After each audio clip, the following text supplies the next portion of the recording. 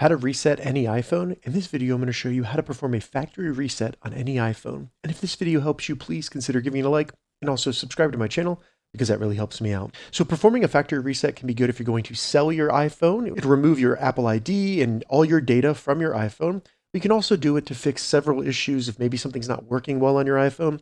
Doing a factory reset may fix it. So to perform a factory reset, all we need to do is first open up the settings. Then in the settings here, scroll down a little bit and select General. Once in General, scroll all the way down to the bottom and select Transfer or Reset iPhone. And then once in here, all we need to do is select Erase All Content and Settings. So this is going to tell you what it will erase. It's going to remove all your apps and data. It's going to remove your Apple ID account and remove the Find My activation lock. So if you are giving it away, this is perfect because someone else will be able to sign into the iPhone. So go ahead, select Continue, and then confirm you do indeed want to erase your iPhone.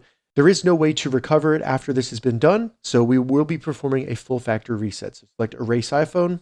You just need to enter your passcode now, so do that. Then you just need to enter your Apple ID password. Then select Turn Off. Once you've entered your password and select Turn Off, it's going to start the factory reset. So give it some time. It may reboot a couple times during this process. So once it's done resetting, then you could swipe up and start the setup process for your iPhone by selecting your language. If this video helped you, give it a thumbs up, and please consider subscribing to my channel.